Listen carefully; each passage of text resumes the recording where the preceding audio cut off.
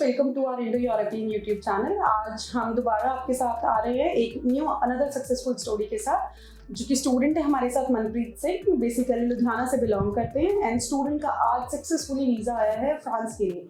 सो सबसे पहले मनप्रीत, मैं आपको कंग्रेचुलेशंस करना चाहूँगी dear. Manpreet, congratulations for your visa. Thank you ma'am.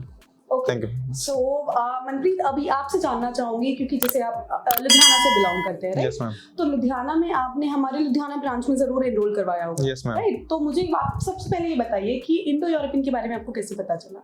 वैसे मैम, इंडो यूरोपियन के बारे में मुझे यूट्यूब से पता चला, क्योंकि मैंने जैसे मैंने मास्टर्स के लिए अप्लाई किया, एमबीए के लिए।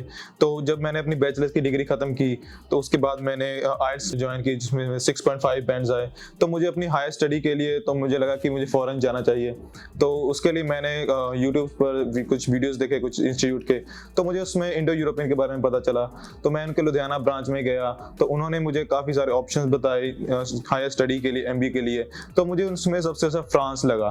फ्रांस के लिए कि उनकी जो स्टडी क्वालिटी है, उनकी जो रहन सहन है, मुझे वो काफ़ी अच्छा लगा कि जो मेरे आगे की पढ़ाई के लिए और उससे आगे मेरी जिंदगी के लिए काफ़ी अच्छा होगा। तो इसी तरह मुझे पता लगा।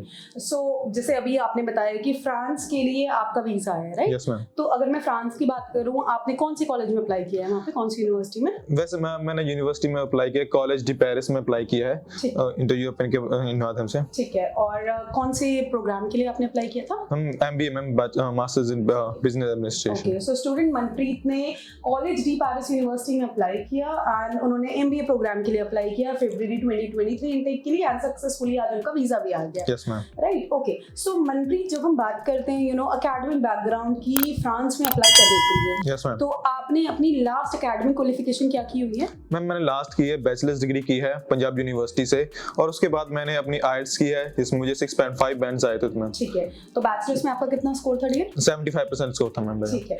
तो बैचलर में 75% स्कोर था और आपने देन आईएलटीएस भी किया, एक अच्छा आईएलटीएस का 6.5 स्कोर था, तो आपका सक्सेसफुली एडमिशन भी आ गया। Yes ma'am, successful admission. So admission process कैसा है फ्रांस का? अगर मैं कॉलेज डी पेरिस की बात करूं या अगर यूनिवर्सिटीज की बात करूं, तो क्या आपका कोई एडमिशन का इंटरव्यू भी रहा इसमें? नहीं मैम, मेरा एडमिशन का कोई इंटरव्यू नहीं रहा है। तो मेरा जो एप्लीकेशन का प्रोसेस था वो इंडो यूरोपियन ने करवा के दिया था, तो उसके एडमिशन का कोई इंटरव्यू वगैरह नहीं आया है। तो जब वीजा प्रोसेस की अगर मैं बात करूं आपकी, तो एडमिशन में जैसे अभी आपने बोला आपका कोई एडमिशन का इंटरव्यू नहीं था, yes, जब हम वीजा में आ गए, आपका फाइनल लेटर आ गया, देन आपने ऑफ कोर्स फर्स्ट ईयर की ट्यूशन फी भी पे करी है। yes, yes, तो जब वीजा प्रोसेस की बात करूं तो स्टूडेंट्स को मैं बताना भी चाहूंगी कि अगर जब आप फ्रांस के लिए अपना वीजा अप्लाई करते हो तो सबसे पहला एक स्टेप होता है कैंपस फ्रांस। कैंपस फ्रांस की आपको ऑनलाइन पोर्टल में जाके अपनी एप्लीकेशन सबमिट करनी होती है। जो बेसिक डॉक्यूमेंट्स होते हैं, आपका पासपोर्ट हो गया, आपकी एकेडमिक क्वालिफिकेशन के सर्टिफिकेट्स हो गए, आपका एक्सपीरियंस हो गया, आपका एमओआई या आईएलटीएस या जो भी आपके स्पॉन्सर रिलेटेड डॉक्यूमेंट्स हो गए, तो आपको कैंपस फ्रांस के पोर्टल पे सबमिट करने होते हैं, राइट? तो आपके भी वो हमने करे होंगे। देन उसकी एक मिनिमल फी होती है, वो आपको ऑनलाइन पे करनी होती है। आफ्टर विच आपको कैंपस फ्रांस के ऑफिस बुलाया जाता है थ्रू एन ईमेल इंटरव्यू के लिए। तो आप कौन से कैंपस फ्रांस के ऑफिस गए थे? मैम मैं कैंपस फ्रांस के चंडीगढ़ ऑफिस में गया था इंटरव्यू के लिए। ठीक है। तो जब आप इंटरव्यू में गए थे तो ये सारे डॉक्यूमेंट्स ऑफ कोर्स आपको एक ईमेल पे आता है कि स्टूडेंट्स को ये सारे डॉक्यूमेंट्स अपने साथ लेके जाने हैं विद पासपोर्ट।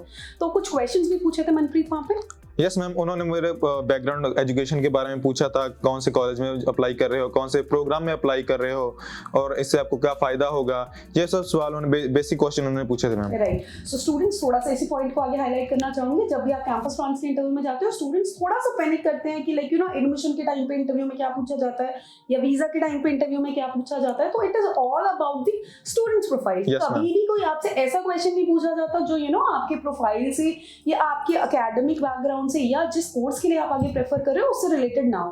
तो जैसे अभी मनप्रीत ने बोला कि आपके एकेडमिक बैकग्राउंड से रिलेटेड था, उनके जो कौन से प्रोग्राम में वो जा रहे हैं, कौन सी यूनिवर्सिटी में जा रहे हैं, टीम स्ट्रक्चर क्या होता है, राइट? तो इन्हीं सारे क्वेश्चन से ये इंटरव्यू बनता है and interview was not quite tough, है ना? इंटरव्यू काफी सिंपल होता है मैम, इतना कोई टफ नहीं होता है। आपको लगता है कि इंटरव्यू काफी टफ है, पर जो आपकी प्रोफाइल में है, जो आपने अभी तक पढ़ा है, जो आगे पढ़ना जा रहे हो, सिर्फ उसी के बारे में क्वेश्चंस होते हैं। राइट। ओके, सो जब ये इंटरव्यू हो जाता है नेक्स्ट 10 to 15 डेज मैक्सिमम आपके पास एक ईमेल आ जाती है कैंपस फ्रांस के office say that now you can go ahead with the visa appointment booking, right? तो वीजा प्रोसेस के लिए आपके पास ये एनओसी बोलते हैं या ये जो ईमेल होती है कैंपस फ्रांस से, ये होनी जरूरी है।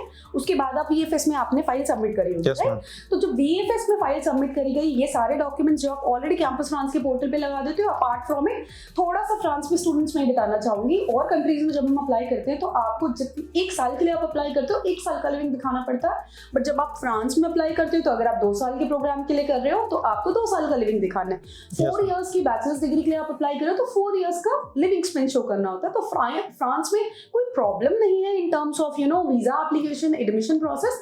थोड़ा सा लिविंग एक्सपेंस आपको as compare to different European universities आपको ज्यादा दिखाना पड़ता है। और कंट्रीज से अगर हम कंपेयर करें लाइक लाटविया, लिथुआनिया, पोलैंड, इनसे अप्लाई करें, इनसे कंपेयर करें तो आपको थोड़ा सा ज्यादा एक्सपेंस दिखाना पड़ता है।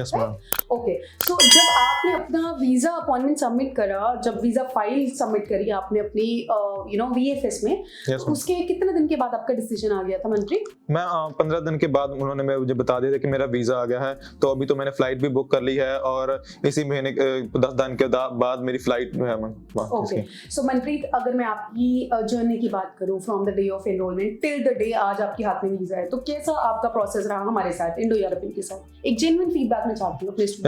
जैसे कि मैंने बताया कि मुझे यूट्यूब के माध्यम से इंडो यूरोपियन के बारे में पता चला, तो मेरा काफ़ी अच्छा एक्सपीरियंस रहा है। लुधियाना ऑफिस वालों ने, दिल्ली ब्रांच वालों ने, इन सब टीचर्स ने काफ़ी अच्छा इस रिस्पॉन्स दिया है। अगर कोई क्वेरी होती थी तो जल्दी से जल्दी सॉल्व करते थे, हर एक चीज़ के बारे में बताते थे कि आगे हमें क्या प्रोसेस करना है क्या नहीं। तो ओवरऑल मेरा काफ़ी अच्छा एक्सपीरियंस रहा इंडो यूरोपियन के साथ में। ठीक है, एट लास्ट मैं सिर्फ एक फीडबैक चाहूंगी आपसे, जो मेरे नेक्स्ट फ्यूचर स्टूडेंट्स हैं उनको आप क्या फीडबैक देना चाहोगे? नेक्स्ट स्टूडेंट को मैं यही बताना चाहूँगा कि अगर आप किसी भी प्रोग्राम के लिए किसी भी कंट्री में अप्लाई करते हो तो पहले तो आप ये देखिए कि आपका बजट क्या है। और वैसे तो इंडो यूरोपियन आपको बजट फ्रेंडली कंट्री ही सब बताता है कि आपको कौन सी कंट्री में जाना चाहिए और आपके प्रोग्राम के हिसाब से। अगर आप मास्टर्स के लिए जा रहे हो तो उसके लिए आपको अलग कंट्रीज, अलग यूनिवर्सिटीज़ हैं। बैचलर्स के लिए जा रहे हो उसके लिए अलग कंट्रीज, अलग यूनिवर्सिटीज़ हैं। तो मैं आपको ये बस ये बताना चाहूँगी कि आपकी प्रोफाइल अच्छी है तो आपको कोई चिंता करने की ज़रूरत नहीं है। इंडो यूरोपियन सब चीज़ों के बारे में ध्यान रखता है। और अगर आपको कोई डाउट होता है तो सभी मैम्स हैं, ख्याति मैम्स हैं, पुष्पा मैम हैं, किसी भी ब्रांच में देखिए ब्रांच हेड होता है तो वो हमेशा आपकी मदद के लिए तैयार रहते हैं। Thank you, Manpreet. Thank you so much for your feedback, and we would like to congratulate you once again. Thank you, man. Thank you, students. Thank you for watching our Indo European YouTube channel. Stay connected with us. Thank you. Press the bell icon on the YouTube app and never miss another update.